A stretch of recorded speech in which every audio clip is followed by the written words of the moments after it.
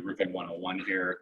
And we're doing this just because I've gotten a lot of questions about roofs primarily from inspection reports. Vanessa will send them to me and say, hey, what's going on with this? This is a big deal. Sometimes I'll say, that's not a big deal. It's like $200 to fix. We shouldn't even be freaking out about it. Or sometimes there's a big issue with the roof and it needs to be addressed. And it's maybe, hey, maybe we don't go through this deal unless somebody's willing to replace the roof. Can you guys hear me okay? Yeah, you're good, Kyle. Okay, cool.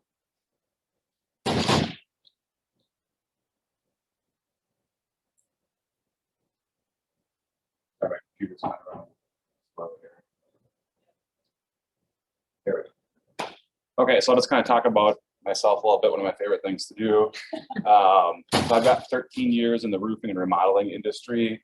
I've trained over 100 roofing sales representatives in our industry, mostly at the previous company I worked for, and then as well as a couple other companies I've consulted with in the past. Managed over $70 million in exterior remodeling work. Been to a lot of shingle manufacturing facilities, training seminars, installation seminars. It's a broad experience within the exteriors industry. Went to UW-Eau Claire for business administration, which has nothing to do with roofing. Not what I envisioned myself doing for my career, but I love it. So maybe you know a little bit about our company, but Andrea also used to work in the restoration industry for 7 years, 7, 8 years. So we've got some pretty good combined experience on some of this stuff. We've got a remodeling division, but our restoration division is the division that does more of the roofing, wind-related remodeling. So we'll just kind of go over the outline here. We'll talk about roofing systems, components, shingle types, installation methods, and best practices, common issues that you're going to encounter in some of these inspection reports, what the causes, what are some of the solutions, when do we repair and when do we replace, and then I want to kind of look at it from the agent's perspective. How do we improve the customer experience and just provide some additional knowledge to them? What do we look for when we're doing a showing? How do we interpret that inspection report that says, oh my gosh, the sky's falling or maybe your roof's falling? Then how do we maybe say, you know what, let's get an expert opinion in here and let's make a decision. Let's do it quick. And then how do we get out of issues maybe pre-list or pre-offer? And then just one of the things I think is important for agents to understand are what are some of the ramifications of not addressing storm damage for your clients, whether you're selling or buying as well. So just to start, does anybody have any upfront questions or what are you looking to take away from this training? Anything specific you want me to hit on? For me, it's like we talked about the inspection report, but I think even before then, like when we're out showing a house, what should we be looking for? Obviously, we can't inspect a roof completely, but like what kind of red flags should there be? When do we kind of talk about expectations with the client of like, what does it mean if the roof is old? Right. Does it mean you shouldn't buy the house, or is it right? Like that's that would be helpful. Perfect. And what about covered with snow? Yeah. Well, that's a tough one. Not a lot we can do about that, unfortunately. Okay. Just to touch on that one right now, if the roof is covered with snow, most of the shingles either have kind of like a 25 to 30 year lifespan rating. So I would just kind of ask, how old is the roof? When was it last replaced? If it's a 27-year-old roof. Just sometimes with the waivers. Yeah. You'll get into that when you talk about different types of shingles. Yeah, that's tough. I mean, is the roof leaking? Has there been any roof leaks in the past? You're going to have to do your best investigative work. Even with the snow, is there anything see if there's Yeah, I mean, there's nothing that we can really see until the roof's cleared. I mean, sometimes we'll have kind of clear patches from the weather that you can see, like, hey, that looks like a really old, junky roof. It's in bad shape, but that's kind of one of the Minnesota things where we just don't know if it's completely covered. So we'll just start with some of the basic roofing system components and maybe some review for some people. I like to look at a roof as a roofing system. It's not just the roof is shingles, a roof is a roof. All these components work together to provide a watertight environment for the home. So this is a hip and ridge roof. So we've got our ridge up top here, and then the hips over here. They're covered with ridge cap shingles, or special shingles we put on the ridges there that provide architectural elements. We've got your field shingles. We've got decking underneath. We've got underlayment underneath. Valley flashings. Anything that kind of protrudes out of the house would be a gable. This is the gable end here. This is the rake. These would be the eaves here around the house. So you'll see these terms a lot in inspection reports. There is an issue with the gable band. There's an issue with the shingles at the eaves or something like that. So we want to know where those are. We've got flashings around different penetration points in the chimneys as well. Can you explain what the rake is? Yeah, the rake is just this part of the roof that, you know, if you look where maybe the fascia is on the house. So a gable is anything that's going to be kind of like triangular and protruding from the house. The rake is just any flat, straight edge around the Trim sort of thing? Yeah, it's just kind of the term that they have. So these are the hips, the ridge, the rake. The gables are kind of like an architectural thing element. Just the way. Yeah. So if they don't have gutters with that style, do you find that to be more detrimental? Depends. to the foundation? Yeah, I mean, it depends on a lot of issues.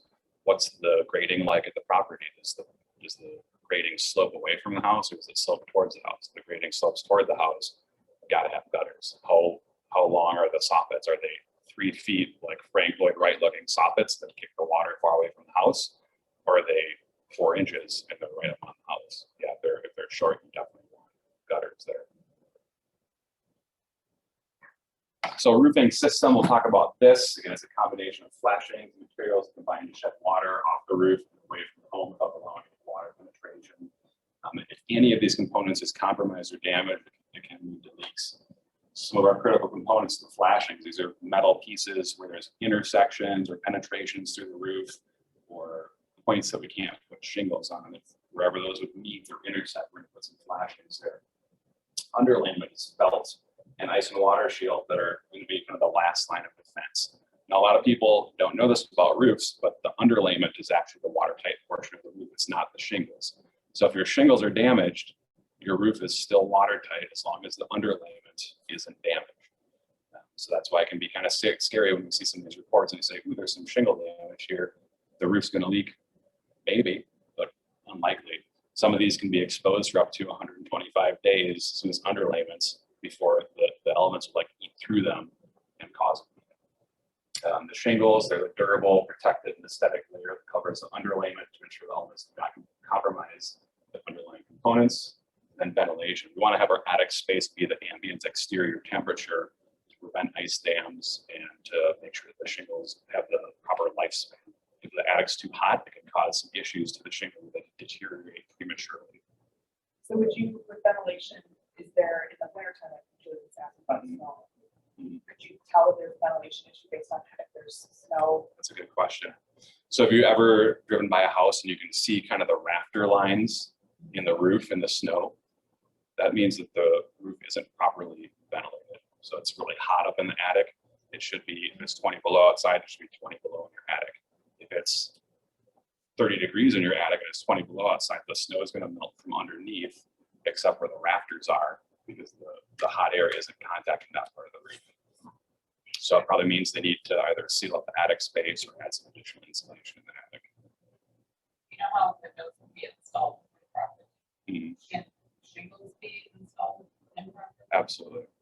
We're gonna talk about that quite a bit here. So one of the big components, where the shingles get fastened to, it's the decking, it's the boards underneath. Whenever the inspector is in the attic taking those pictures in the attic, it's all like dark and scary looking up there. Hopefully there's no raccoons or anything. Well, that's the underside of what this stuff is. This is a home that was built in the 1920s. Anything built probably like 1980 or later, you're just gonna have big sheets of plywood. These are called space decking. They're no longer code compliant in most cases anymore. So on this one, we have to put new plywood on this roof.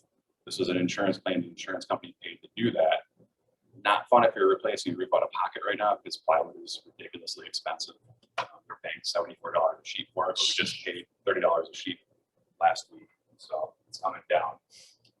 But you can see this one, you know, this is where an old vent was, and it's kind of busted up. This from some Asian wear and tear. But they're not code compliant because there's all these gaps in them. And when we're nailing, once we put the felt on, we can't see where all those gaps are. And we don't want to put nails into those gaps. We want them to be into a solidly dense surface so that we can really make sure that shingles are adhering correctly. So that's why it's not built and coated anymore. Where do you typically see this? Edina, like older homes in Bloomington, Edina, South Minneapolis. Just something to be aware. Over it, or do you remove the boards? Typically we'll sheet over it. It's a lot more cost effective. There's no real reason you want to take the boards underneath off unless they're in a really rotten and bad condition. Why? Just because the timing of those homes are built in the 40s, 50s, 60s when they were still using this type of construction. Yeah, so it's more the age range of neighborhoods. You're not going to see it in Apple Valley because almost the whole city was built, you know, in 1984 or later. So we talk about underlayment here. So we've got two critical components of underlayment, maybe three if you want to just go from an installation standpoint. We've got our ice and water barrier. So this has to go up 18.5 inches from the inside of a warm wall. So a lot of times we have to do 2 rolls that are 3 feet wide. Is that the black? Yeah, this is the black stuff. So if anybody, I have some samples here if you just want to feel what it looks like and what it does. It's kind of like a flexible rubberized membrane with some granules on it. The granules are so the installers can safely walk on it, get some grip. And what this does is there's a very strong adhesive on the back. If you want to peel a little that backing off, you can feel how sticky it is. It's actually glued to the roof surface. So if you go back in the previous photo, it's so sticky, in fact, that we can't get the old ice and water shield off of these houses without damaging the underlying boards. So So usually you just go right over it. we'll just go right over it. It's perfectly acceptable to do that up to 3 times. After that, it starts to get really thick and you want to start replacing those boards around the edges. So all these houses that were built in the 80s and 90s, they're going to be on their 4th roofs pretty soon. That's one thing sometimes insurance companies will pay for during a claim. Even contractors going to suggest to the homeowner. So then we've also got felt. Now the old felt that we used to use was like a black tar paper, and it would just tear like a piece of paper. You know, it's just tar on paper, literally. Now we use a synthetic felt. You guys can see this. It's a one-way breathable membrane. It's a little safer for our installers when they're on the property. But if any water were to get in the roofing system, it can dry out, but no water can get in. And it's nearly indestructible. I always tell people if they can tear this, they can have $100. It's impossible to even bend, basically. So if you guys want to look at that. So it's not mandatory to use these synthetic felts. Most good contractors will, because they're not much more expensive. And you know, when you're a roofer, you put a new roof on a house, who owns the problem if it leaks? The roofer does, right? So I'm going to put the best possible products up there so we don't have to worry about that down the road. So this goes under that or on top, or is So it? where- is that Yep. the photo? So we're going to overlap everything. Okay, So this goes underneath, and we're going to stagger top to top. So if you look at this, you can see this row overlaps that row, overlaps that row. So Sure. think about water shedding. If I did it in the reverse, any water that would run down there would run underneath the felt. So we're going to go over the top. sure. Water. Yep. Got it.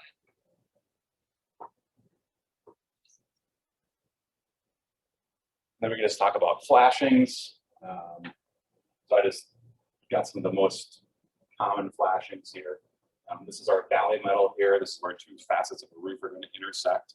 That ice and water shield that I just handed out, that's going to go underneath the valley metal, 18 inches to either side. There'll be some on top, some down as well. Now you'll see sometimes on roofs where it's just shingles meet shingles. It's called the closed valley or California valley. They look really nice. They're not, in my opinion, great in Minnesota because they can catch debris and they can hold snow. The metal just kind of helps everything shoot down. It's not a huge deal, but my preference. This is on a chimney here. This is called the chimney crickets.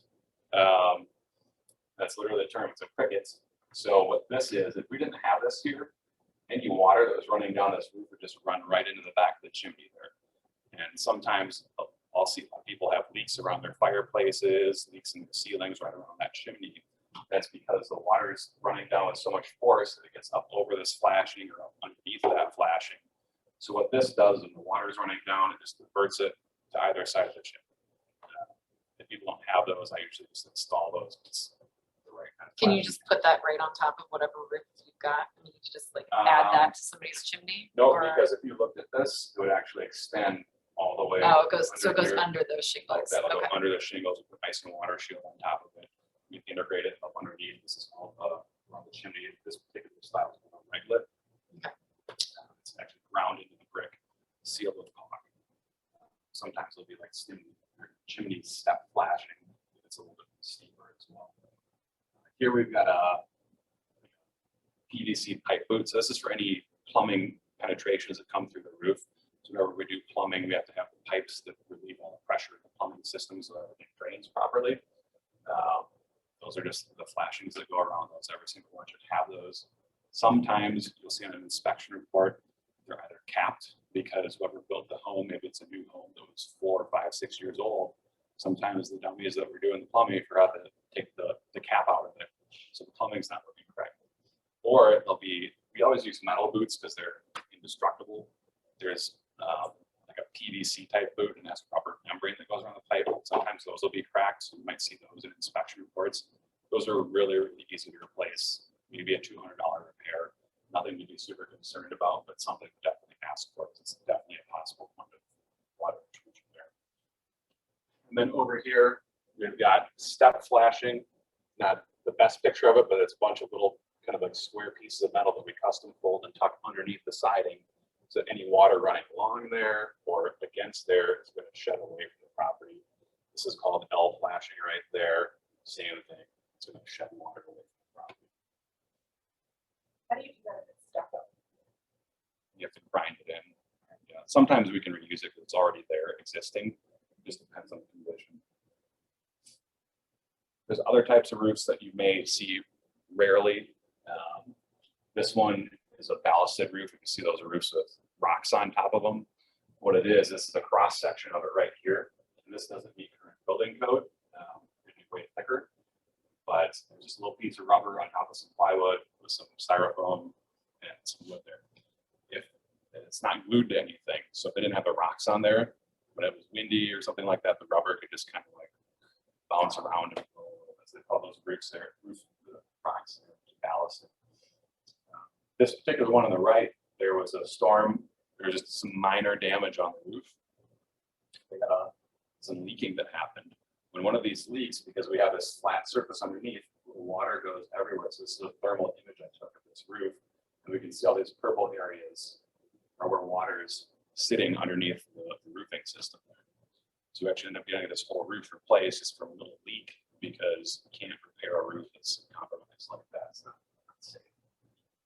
So not a great type of roof anymore, or not a lot of people use them.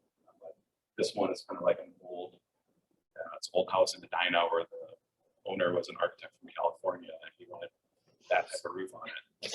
So that, and we're gonna stick with that for historical accuracy.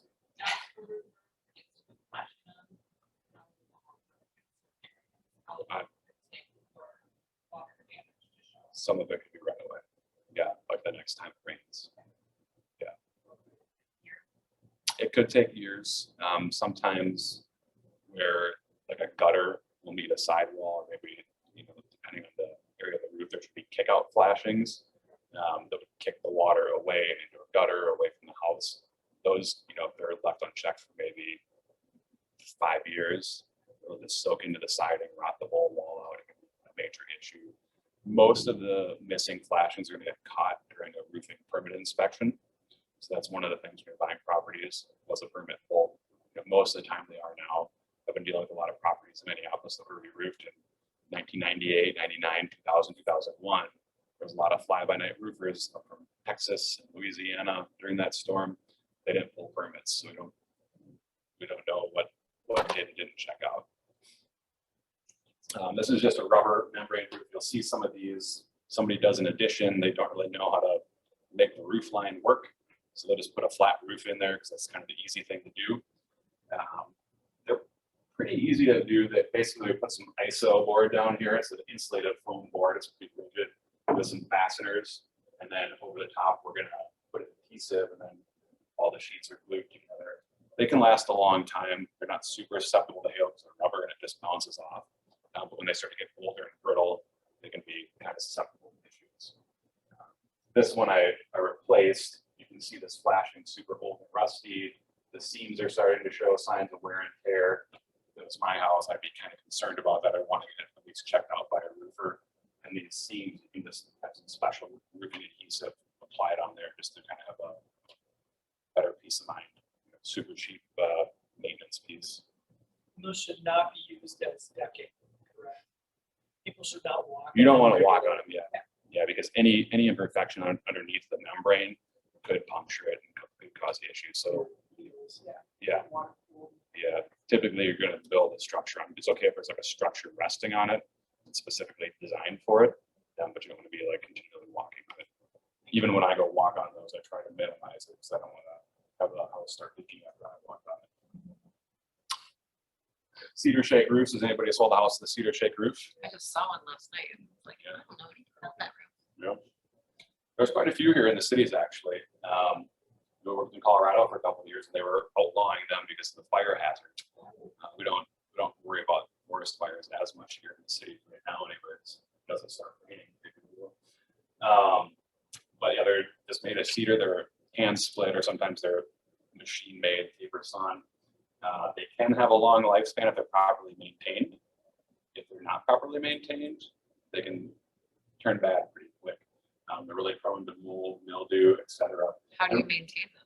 You get them pressure washed and sealed. Okay. Yeah. So like roof to deck restoration is kind of the big company that does that around here. There's a couple other companies that'll do that. And I usually suggest every 4 to 5 years that you do that. It can cost $4,000 or $5,000 every time you do it. So you want customers to know going into a cedar shake roof, like, hey, you're going to have ownership of this. You're going to need to maintain it because this particular roof right here was an $85,000 roof. It was a 4,000 square foot house. They're very, very expensive. Would you ever come in and replace the roof and do it, like just change the shingle Sometimes. completely? Yeah. We couldn't in this Like, get rid neighborhood of it. because it's a Like, no neighborhood more covenant. Yeah. Oh, I have sure. clients who they changed their neighborhood covenants Yep. to accommodate. Asphalt, having water, to ask asphalts. Okay. Yeah. Because I saw this townhouse and I thought that is probably a covenant. That's Yeah. interesting. This particular customer, because his agent was looking out for it, the sellers didn't disclose it.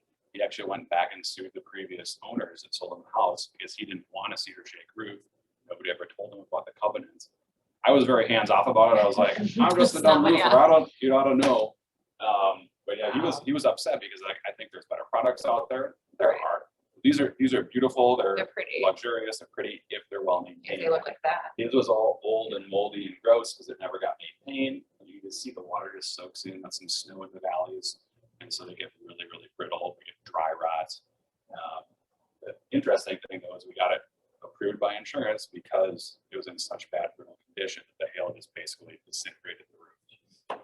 You can just see over here, I mean, chunks of shingles that just fly off in storms. And that's why we want to maintain them. We maintain them.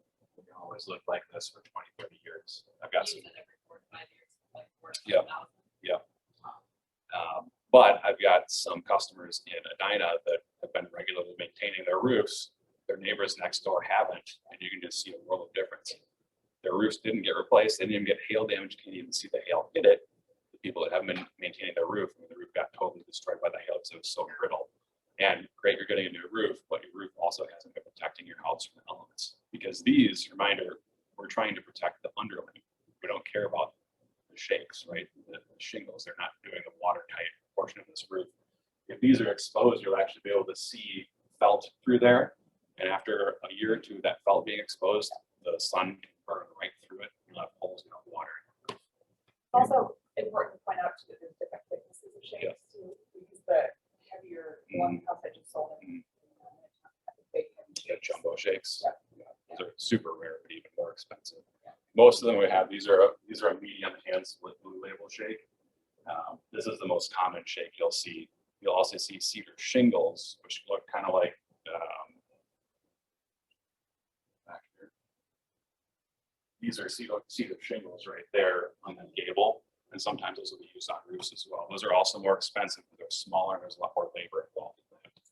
When it comes to insurance, do you see any issues, like do claims not go through as much because the owner hasn't been maintaining the roof? Do they take that into consideration, or It's a good are question. there any like challenges with Yeah, claims more specifically to this roof? yeah. It would depend on the insurance company. Yeah. I'm going to show you one in a little bit that is like a really hard gray area of maintenance. Does the insurance company owe for a defective product? Customer didn't replace it. Like, where do you draw the line where you have to actually take ownership and responsibility to take care of your own house, right? Right. Insurance isn't always just like the free roof savings plan. But Do you feel like the quality of shakes has gone down over the past 10 to 15 years? So, because I keep hearing that, yeah, but I haven't heard it from a roofer. yeah, I don't think so. I haven't noticed anything really discernible. Last year, if you're a good roofer, you're going to really pick through all the bundles that come through. That's what we'll call that our waste factor, like the shakes that you just can't use out of that batch. Some guys that are less reputable, they're just going to put them all up there. They'll look okay. We're not going to do that because you just end up with some really funky looking portions of the roof. Yeah, it's not going to last as long. So it's all about the quality control process. Last year, when we were having trouble getting lumber due to the supply chain interruptions from COVID, there was definitely some issues with more of the, like a higher percentage being problematic. But overall, we have some issues. I mean, we put these on 2 months ago. Beautiful, beautiful shakes. So you can get the shakes now, Yeah. right? Okay, okay, cool. Yeah, they're just twice as much as they were last year. Like 2 minutes ago, so I'm like, and she needs a new. Yeah. I know a guy. See this. I know, right? I'm like, okay, as long as we can get it fast, Yeah, that'd be yeah, awesome. absolutely. Let's chat. Absolutely. Perfect. Okay, so to your question, does the insurance company owe for that roof on the left there? So that's an old organic 3-tab shingle. They were basically made of the same stuff they use for the felt and tar paper. And they put some granules on top of it. It was the industry's first stab at being sustainable. Well, instead of using fiberglass, we'll use something that can biodegrade in the landfill. But they didn't think like, oh, it'll actually biodegrade while it's on the your roof. Amazing. Yeah. So the one on the shingles on the left, when they were first installed, looked like the ones on the right. And after about 5 to 10 years, they started to look like them. This one's probably been on there for 20 years. I just had one of my guys on that roof last week, actually. Now, the issue is, They stay on it before you go through it. yeah, well, he climbed up the ladder. You can't walk on those because they'll just fall right underneath your feet. They'll just rip. But because they're so brittle, they're really susceptible to wind damage. So this one has some missing shingles. The insurance company will pay for some missing shingles. We can't, I mean, as soon as I touch that roof, it's going to disintegrate. It'll just crumble in your hands. So it becomes a repairability issue. Maybe they'll say, yeah, we're going to cover 4 shingles, but we know the roof's not repairable, so we'll pay for the whole roof. But this is where we get into that gray area where they'll say, that's just deterioration. And they have a very, very valid defense that's really hard to overcome. So that might be a situation to just say, hey, homeowner, you got about 10 extra years out of this roof than you should have. How do you even get that off? You just blow it off. Yeah. No, the same way that you would getting, a newer roof off, pitchforks and shovels. They're still under. Yeah. So ironically, this roof isn't leaking. It looks Terrible. absolutely terrible. The roof is not leaking because, again, we've got that underlayment protecting the house from leaks. Right. If you find a house like this that your customer's interested in buying, either run away or say like, you're gonna have to have the buyer or the seller pay for it, or you guys are gonna have to pay for it, because you just can't do that. Garages. Well, I had a few garages. Yes. in the last Oh, yeah. 5 years. Yeah, a lot of the garages in Minneapolis have those on there. Absolutely. So these are both 3-tab shingles. This is kind of falling out of favor. They don't use them a ton anymore. We just tore one off of a house. I tried to get my production manager to actually give me a whole shingle. Pretty brittle, so they kind of fall apart. But it's 3 tabs, and then there'll be an actual sheet up top here that's adhered to. That's what they call it, three tab shingles. They're pretty susceptible to wind damage just because there's three that can come unsealed, and then over time the wind can kind of blow them back and forth. This shingle is 20 years old. So I'll pass around some samples here so you can just kind of see the granule loss. I'll kind of hold this up here. You can see that we can see all this asphalt here. There's a lot of granules missing. The shingle is pretty much at the end of its expected lifespan. You just want to flex it a little bit. Your corners off if you want. It should be super flexible, not stiff. These are three tabs.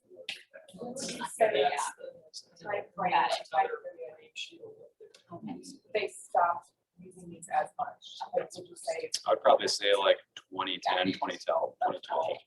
A lot of this was, new construction. People are building houses and they want cheap. The better shingles have been around since the 80s, but they were really expensive back then. They're coming down in price. We don't use them anymore, A, because they're susceptible to that wind damage, and B, the nicer shingles are 5% more expensive. I'd rather have a nice looking roof on somebody's house. So would you say it's fair to say if you're looking at a house that has a 3-tab shingle, it's probably at least 10, 15 years old? Yeah, I mean, it could be. Yeah. I haven't seen anybody put a new 3-tab shingle in a long time, but I know it happens. Just because maybe a homeowner did it themselves and they're like, give me the cheapest thing. You can still get them at Home Depot. Sorry, you might have said this, but how do you know from like a viewpoint down below what is a 3-tab more like the subway tile Just these size, like squares. the rectangular? Yeah. Just these squares. And it looks really flat. Very flat. Yeah. Yep. So now I want you to pay attention to these little bulges around the edge here. I want you to pay attention to that. There's some little bumps right there as well, so we'll talk about that in a second. So the next type of shingle that we'll talk about is what is the most popular shingle in America right now. What everybody's put in their houses is called an architectural shingle. It's a higher wind rating. It's all one piece of shingles.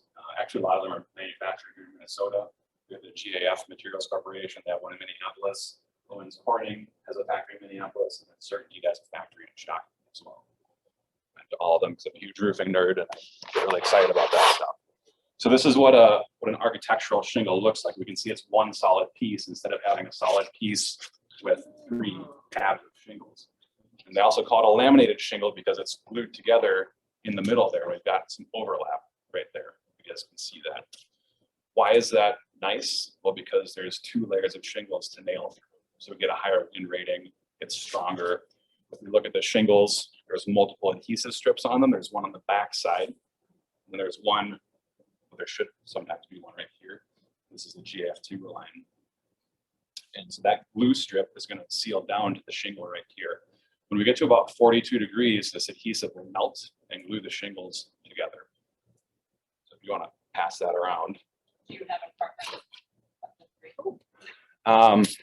I really don't. What I kind of tell people is it's more about the color that you like, the color blends. The GAF Timberlines, They're all fairly. yeah, the Timberline's a little bit more checkerboardy. The Owens Corning is a little bit more of a color through, but it just depends. Depending on the manufacturer or the installer you work with, different installers have different certifications. The different companies, like I have certifications with GAF and Owens Corning, so I can offer 50-year non-prorated material warranties to customers. I can't do that with certain. So when we get these shingles out of the box, they're a lifetime shingle, but after 5 years, it's a prorated warranty, unless you have a qualified roofer put it on. Sometimes they try to sell these warranties. They cost us $200, and it's 10 years of workmanship coverage, 50 years of non-prorated material coverage, and it's transferable should you go to sell the house, which is really nice. So those shingles that we saw on the last slide, those are Certainty shingles. They were all over the marketplace, like thousands and thousands and thousands of roofs had these. I don't really think their brand name has recovered in customers' minds because a lot of people remember like, oh, class action lawsuit. Oh yeah, we had those. So I just didn't want to associate myself with the brand. They're perfectly fine. The Certainty Landmark is an amazing shingle. They've been making them for 20 years now. They haven't had any issues, but that just kind of why I don't do that. And this kind of shows the process. We've got fiberglass, asphalt on both sides, granules. 3M makes the granules for a lot of these shingles, which is kind of interesting. They mine a lot of them over in Wisconsin. They put their own color additives on them. So one of the most important things, we talk about installation. Well, the roof is really only as good as the installation. To your point, what if a roofer forgets the flashing, or what if this? A lot of these warranties require that we use a certain number of components and we install them in the correct way, and they'll actually have factory inspectors come out and make sure their roofing system, hey, if we're going to provide 10 years of warranty on this workmanship, we're going to make sure that the workmanship is done correctly. So we should always be using a starter string, because we need that bottom course to be able to glue down there. Ice and water, felt, ridge cap, valleys. Kind of basic, but important stuff. Is the ridge cap shingle different? Like, is it a different? Sometimes. Okay. Yep. So on the 3-tab shingles, they would just take these, cut that, fold it over, Yeah. and nail it on each side. Yeah. Any of the architectural shingles are going to come with special shingles that go over the top that match the colors. So installation best practices, we want to put 4 nails per shingle, and we want to put them in the nailing zone, the target zone there. A lot of the problems we see with roof installation is people miss that. If you're a roofer and you're right here and you're trying to nail 3 different shingles, what happens? Boom, boom, boom, boom, boom, boom. You can miss that target zone if you're not being careful, if you're not taking your time. Some warranties that we have will require 5 nail installation. That increases the wind rating like to 130 miles an hour because it's fastened better. Some of the problems we can have with nailing shingles. Well, maybe there was something wrong with the air compressor and the pressure was too high and the shingle, the nails blew through. Some blow through, but they miss these. Why is it important to hit that zone? Well, if we look, it's a pretty narrow zone here. We have about an inch that we can hit before we only hit 1 layer of the shingle. If we only hit 1 layer of the shingle here, it's not going to be as sturdy. If it's in 2 layers of shingle, it's a lot better.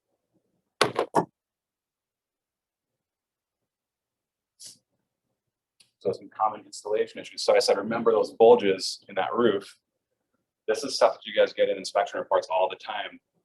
Like loose shingles, missing shingles, they're nail pops. Where you see these, looks kind of scary. Something's shooting through the shingles on this old roof. Oh my gosh, got a leak, right?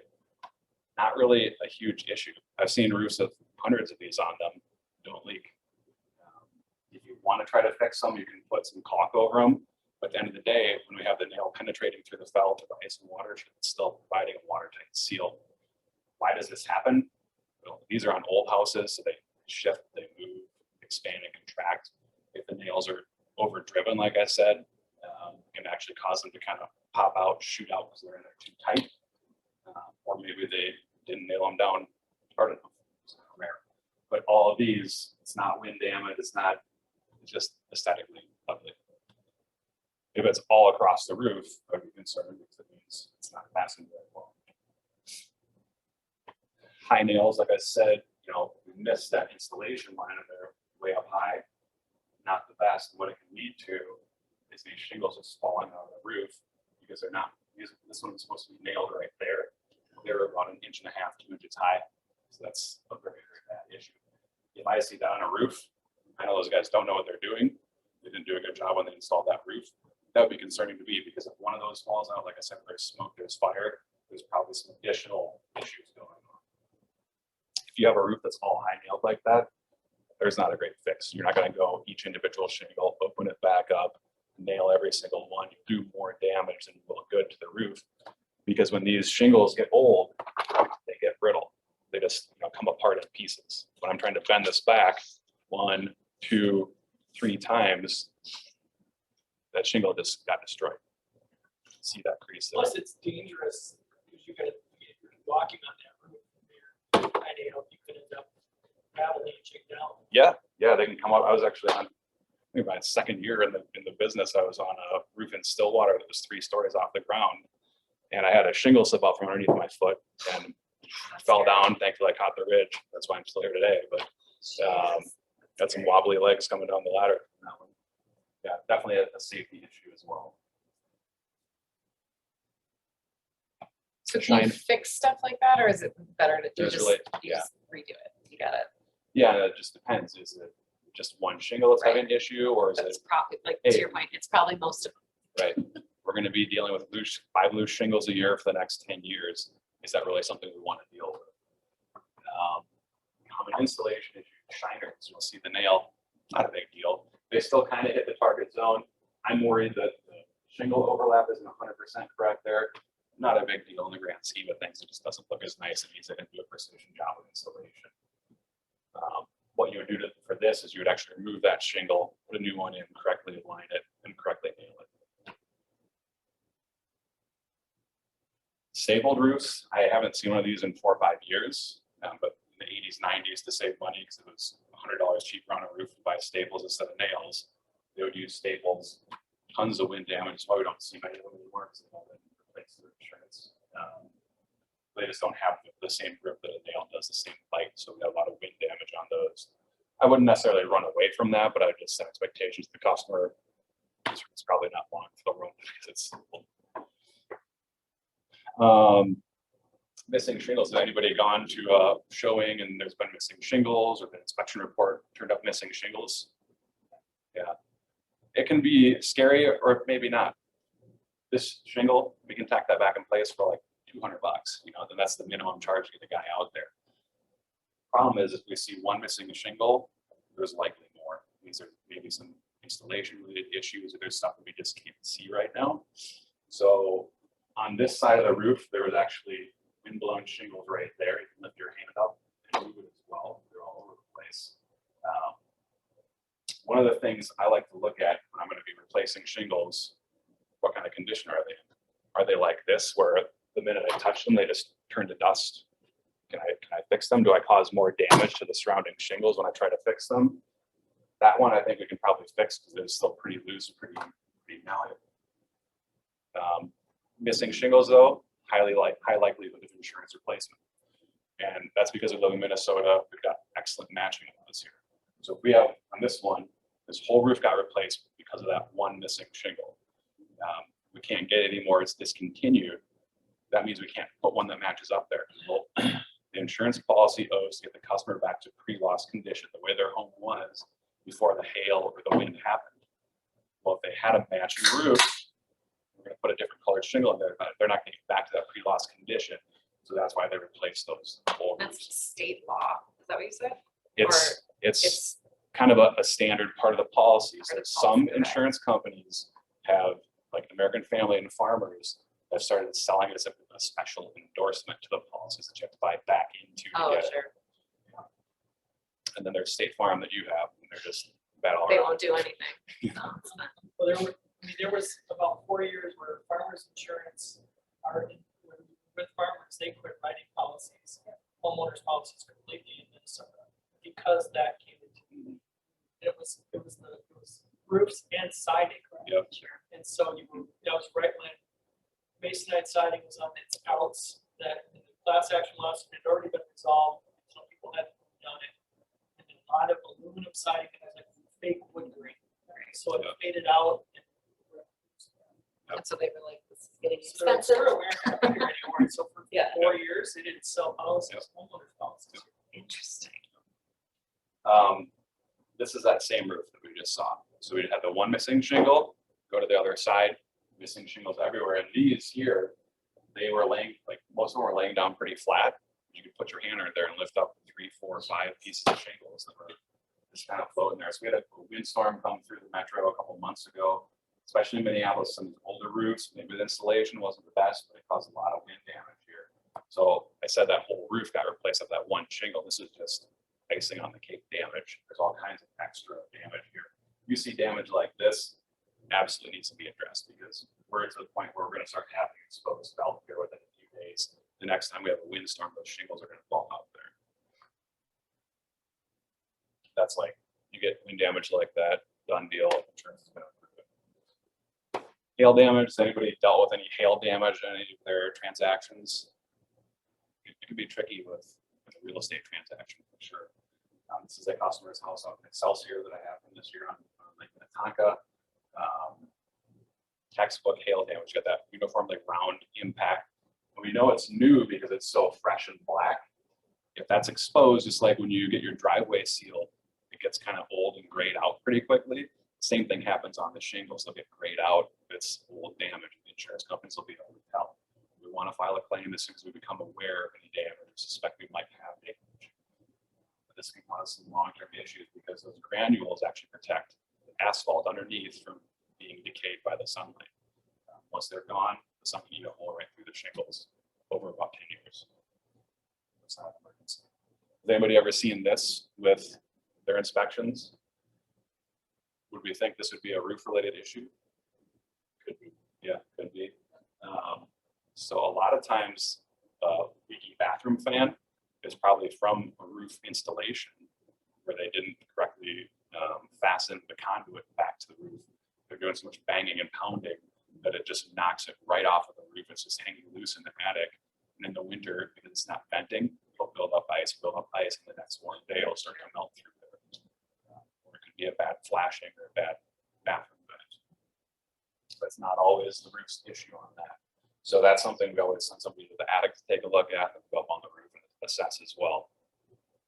Easy fix either way. So we just showed a bunch of issues of the repair versus replace. We're going into this looking from a real estate context. Should my customer not offer a house because of this? Do we need to ask for a roof? What do we do? I mean, there's a lot of factors.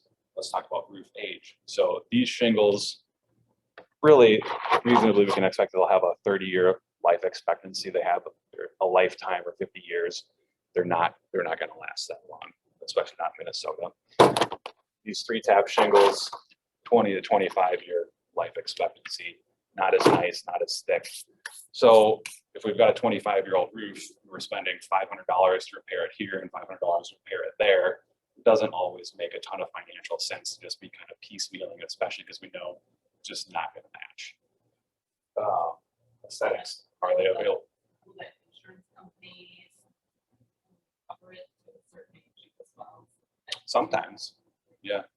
Sometimes I think Liberty Mutual and auto owners are selling actual cash value only policies right now, where after the roof is 10 years old, they'll only pay you the depreciated value of the roof. So if the roof is 20 years old and it's a 25-year life expectancy, you're not getting much for it. So it's one thing to watch out for to make sure you have a replacement cost value policy, because most insurance companies will sell you for it. It's not much more. Chubb. What? Chubb insurance. Chubb? Yeah. Chubb, do they have never your first time? Yeah. They're more for high net worth individuals. A lot of times, like they need to be insuring $1 million in aggregate property between jewelry, auto, home, and You need to buy more cars. yeah. They're really good though, but you're gonna probably pay $10,000 a year for your insurance premiums. So If you don't have Chubb. I mean, sometimes it depends on the house you have, but farmers insurance has been really good this year. American Family's actually been pretty good. We've got a couple where they're not. It's not always the insurance company. Sometimes it's the insurance adjuster you get. Yeah. Travelers is really good. Allstate can be good. Aesthetics, are they still available? Viability, can I repair the roof? Do I cause more damage than what we were originally trying to fix by repairing it? Who's paying for it? Well, if the insurance company is going to pay, of course we're going to have them do it. If the individual is paying, do they have $15,000 to do it? Maybe, maybe not. So that's always something to bring into perspective. And then what are the issues? Is the roof just old and it looks gross? Or is it actually in like a failing condition that we're worried about causing more damage internally? Return on investment. This is one thing I think about from a real estate agent. And I've talked to a few agents and actually done some roof replacements for them because they're like, the roof on this house is a deal breaker. I know it. Think about it. It's 30 to 40% of what's visible from the street. And if people are like, oh my gosh, look at that roof, they're going to be scared right away because they know they've got to build them. But if we can just get it done and wrap it into the price, chances are we can probably get the equity out of it. So, what to look for during a showing and inspection? Well, again, your real estate agents, you're probably not going to have a ladder in your car and go up on the roof and do all the inspections while you pay an inspector. I would just say overall condition, does the roof look really bad? Does it look like that one we saw over there? Are there missing shingles? Do we see water spots on the ceilings? Are there signs of excessive wear and tear? A lot of times you'll see like spots where trees have been rubbing against the shingles and kind of worn them out. Vanessa, you had the one where just the ridge on the garage, like a tree had been rubbing there and there was a little hole, and it was the end of the world for your customers. And it cost $50 to fix. Well, They thought, yeah. the inspector literally said there's a hole in the roof. Yeah.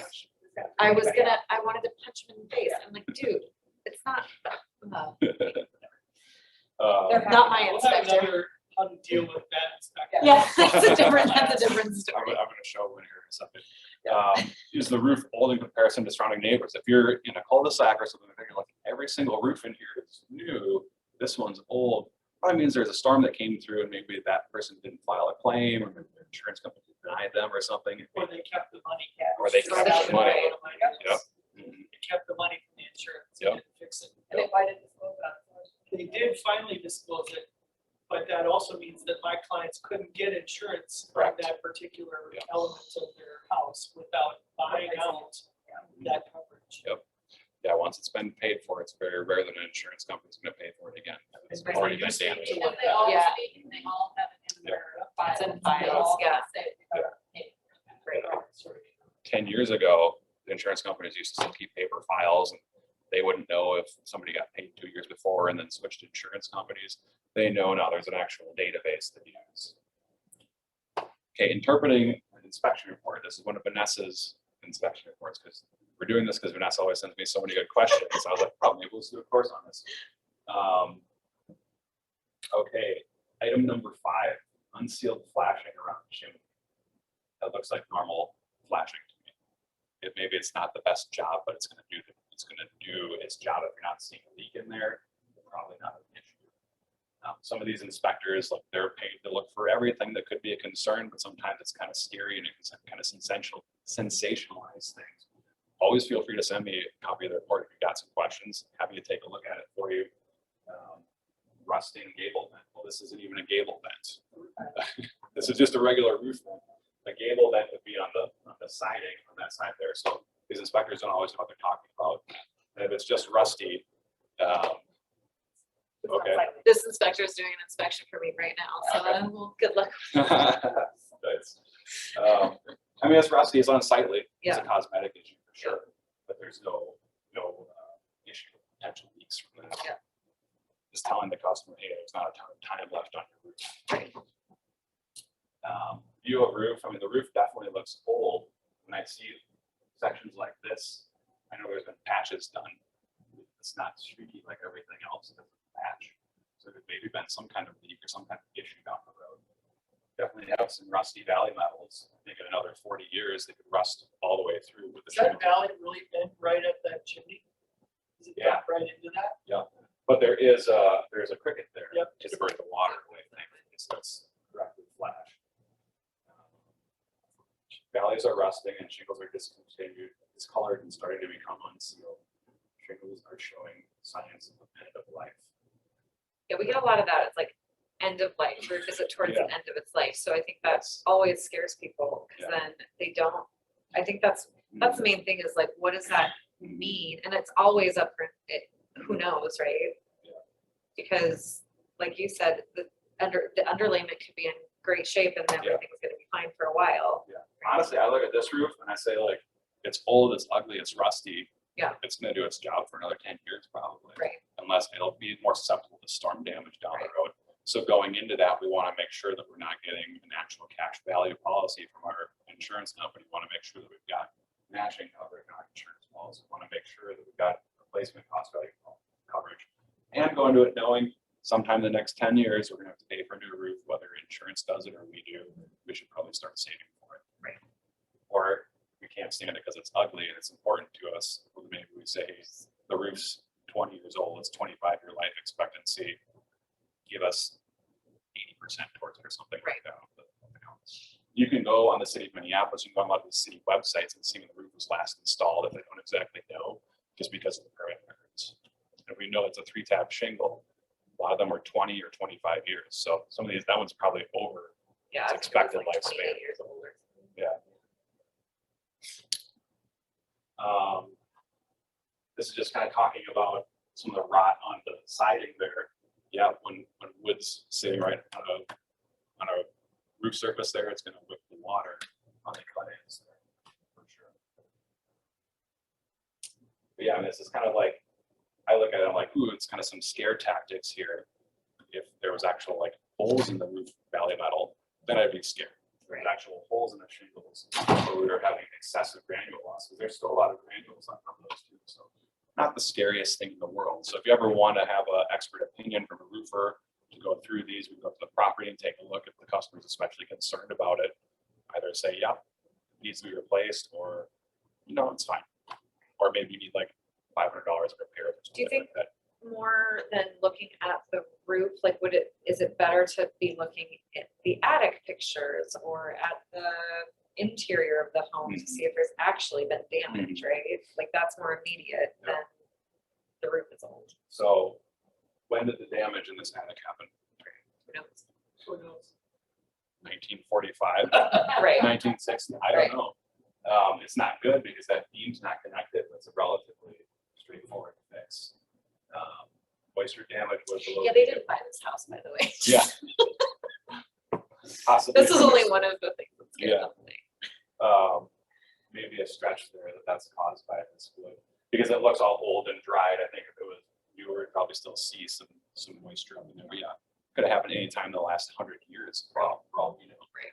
What I do get concerned about is when we look at this flashing over here, we look at how uneven the roof is. Kind of to be expected. That's why we do those roofing overlays with decking. But this flashing is definitely bad. They didn't use the correct boot on that.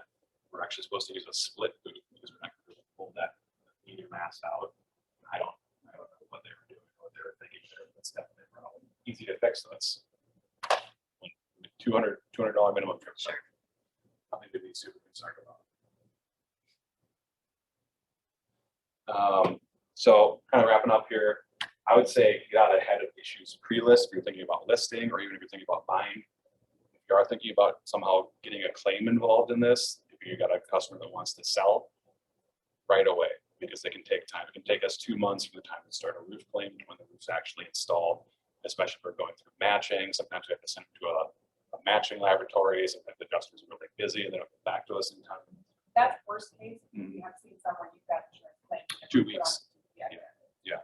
I like to plan for the worst. Or just a twin home and one side to take care of the Yeah. other side. Yeah. Oh yeah. I don't know if you've ever seen that where they just like kind of chop the roof down the middle.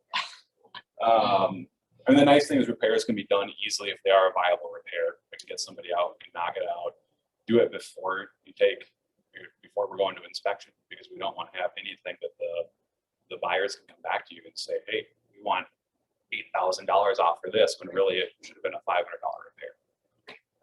Warranties are transferable. If we do end up getting a new roof, we can transfer a lifetime warranty with a workmanship warranty to the next customer. Huge peace of mind. Somebody goes in, all right, that's cool, it's really exciting. And then, we want to help you guys out. We don't charge a fee to do any of this consulting. We'd love to help you when you do have roof projects. But as part of that, we want to take care of you so we can work together. We can be a roof expert for you. Hey, I got a guy. I'm going to have him come. I'm going to have a roofer come out and take a look for you. We'll inspect, estimate, repair, replace. Just one thing I want to touch on. We kind of touched on a little bit. Ramifications, unaddressed storm damage. Most insurance companies allow 1 to 2 years to file a claim. If the claim is filed after a statute of limitation, they're only going to get that depreciated value. So if it's maybe 50%, it helps, but not great. I'm actually dealing with a customer right now. I've got a lot of industry resources, legal experts, appraisers, umpires, leading some of these tricky claims. The customer bought the house. The previous homeowner didn't disclose that there was hail damage. And the previous homeowner got $87,000 for their windows. Didn't disclose it. But this lady doesn't want to be mean because they're like cool in the neighborhood and everybody likes this guy. And so now she's got her new insurance company that she filed a claim because they had a new storm. And they're saying, well, we're not going to pay for that because they paid $87,000 and this guy didn't do any of the work. The windows have already been paid for. There's new damage. There's this huge convoluted So issue. they fixed the windows but didn't do anything on the roof? They Or- didn't Oh, even they fix didn't the fix it. windows. But she's saying there's old damage, Yeah. but there's also new New damage. damage. So even if you have replaced it, they probably would have been. Got It would have been it. damaged Damage, again. right. If you install the same kind of windows. But she's $7,000 into a lawsuit with their insurance company. No end in sight at this point. $87,000. Yeah. That is. That's a lot of money. No, it's totally, Oh, yeah, all. it's like, it's just, it blows my mind. Yep. It is Anyway. disturbing. Yes, it's very, Yeah. like, completely. So I mean, definitely pay attention when you're going through these disclosure documents, the insurance claim sections, Yeah, right. where you pay, did you do the work? Yeah. Right. If you didn't do the work, you could be in big trouble. That definitely needs to be part of the claim.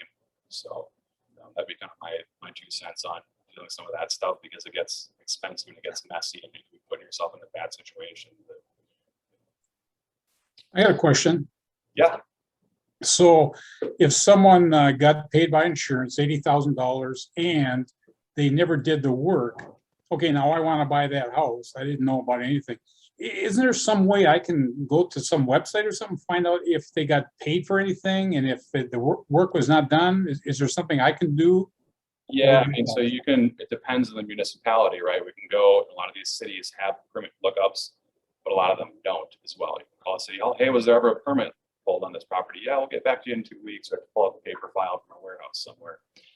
But there's no great, go online and find any claim information. It's all private. It's all proprietary information. So you are depending on somebody. You can, Be honest. we've gotten the previous owner's insurance company involved because, You could ask your insurance company to do a search. Yep. It might turn Yep. Because it's easy for the insurance company to come on and say, no, that's old damage. We don't owe for it. Right. And that's what's happening here is they're saying, hey, auto owners or whoever the previous insurance company was, you guys owe for this. They're saying, well, we already paid for it. But Maybe it's tough some because if damage. it's not disclosed, like at what point do you start, like you could do a lot of research in a lot of different ways, but like, are you really gonna spend all your time being like, I'm gonna look through all the, before I buy this Right. house, I'm gonna make sure there weren't Yeah. any claims on the house and then Right. there's permits and this and that. and the other during the thing. inspection time. Yeah. It's a very, if your clients have already gone down the path of wanting to buy this house and they're getting the inspection done as well, part of your due diligence could be make sure they call their homeowner's insurance company and set up. They're going to need to set it up eventually. What if they haven't even gotten that far? Because sometimes they don't have. It's time for them to get that far. Yeah. And you just say, what I need you to do right now is call, because during this 10 days or 4 days or 6 days or an hour and a half. And if, I would say, if they find that, let's say you bought with no inspection, so you have no safety net, I think that's fraudulent. If they, and if. Right, 'cause you have nobody. You're Right. buying based on its insurability, and Right. that they will make it a marketable title, and Right. all those things, those are in the purchase agreement. Right. And so if they have deceived you, and if it's somebody who's passed away and nobody knew the story, that's very pertinent information to you being able to purchase the home. Because if your insurance company says, we're not gonna cover $80,000 for damage to your house, That's a really good. that's point. not marketable title. I would say the big thing though is like in this example of windows, when you're doing the home inspection and there's hail damage on the windows. Yeah. That's when you should ask, you guys had your roof like 2 years ago, did they even look at those? A lot of times it gets missed because the insurance adjusters don't miss it. Most roofing companies don't do it. Like Well, this is specialized what happened with process. that roof, is like they had a insurance claim for the fence because the tree fell on the fence. And then, They missed the roof. they missed the roof because they came out to look at the fence, Yeah. and my clients are going, they are deceiving us, they didn't do this, and Yeah. I'm like, I don't think that's the case, Sometimes they're because just sometimes it goes the other way, right? Yeah. Where it's like they just didn't know, they didn't see Or it. the because they- adjuster just The like, adjuster, only looking at. well, you told me True. not to Yeah. see the fence, I know, that's look what at that's the what they roof, you call didn't them tell out me to there look for. at the roof. They're gonna like go find extra damage for you. Right. Yeah. Right. I think that was the thing that when I got educated on this, and obviously working in this industry, it's like, you really do need a contractor that knows what they're looking at and forward Mhm. to work on your behalf. Because like, Kyle's point, he comes out, he's not just looking at one thing, he's affecting the entirety of the house. Right. Because a lot of roofers only want to do the roof. That's Yeah. the most profitable part. They don't want to do the gutters. They don't want to do the fascia. They don't want to do the paint because they want to get in, get out, get paid, go to Texas for the next storm. Well, they want to strip the whole check. Yeah. Yeah, or they'll take all the money and not do some of that work too. We're getting more ethical in our industry, but it's still a little bit. So maybe, I got a question again. Yeah. So if I'm gonna buy a house, one of the things I should ask that person that's selling that house, what's your insurance policy number and what's your insurance company's name? then I could call that insurance company and say, hey, was there a claim paid on this house? And I can find out if, would that be a good thing? I don't know. I think most people may not provide that information. I don't think you have to, Yeah. right? I think you would just ask them, hey, has there ever been a claim filed on the house? You know, that's in your disclosures. That's kind of one of the risks we run. If it's a really old roof, it's like, really, there's been no claim on this. A lot of people just don't file claims. You know, we do a lot of door-to-door sales. We go to those super crappy roofs and say, hey, do you realize like we can get you a new roof through insurance because we just had a giant hailstorm, we just had a giant windstorm. I can see shingles falling off of your house. Oh, really? You don't even pay attention to it. The So insurance company's not gonna reach out to you and say, there was a huge hailstorm. Right, I'm of course sure not. they're We gonna give you be- some money. Yeah, exactly. exactly. Yeah. If there is ever a claim scenario, like you're buying a house, or maybe your clients bought a house and they find out that there was hail damage, maybe got missed because these inspectors don't look for it, you can file a claim under the previous homeowner's policy as long as the storm happened and they were insured with that policy. So like right now, we have people, like we had a storm in August of last year. But what happened if you moved into a house in March and maybe there was snow over the roof when you moved in and you get a contractor up and he's like, well, there's hail damage everywhere. The most recent time there was hail damage was August 10th last year. So what we do is we go after the previous, we work nicely with the previous, the seller's agent basically, and say, hey, can you compel your customers to file a claim here? We got our contractor to go meet with the insurance company, found some damage. What did you say with the timeline, like within how long? Of 2 1 to years? 2 1 to 2 years. Yeah, if it's been 5 years since there's been Sure. a storm, well, we're out of luck, right? And then most sellers are pretty amicable to it. And what I always say is like, do a good thing as the buyer to compel them and say, we'll even pay the deductible on the claim. Just get it They're gonna filed. they're gonna get the enjoyment out of it. Yeah, exactly. This is great. This is really Yeah, helpful. for sure. Yeah, absolutely. I've got some cards up here if anybody wants. Any other questions? No? Thanks for joining in. Thanks, Kyle. Thank you, Kyle. I do have a thought, I mean, I know people are leaving, but can you talk about the one roof? Because I'm about to put an offer in on it. That meta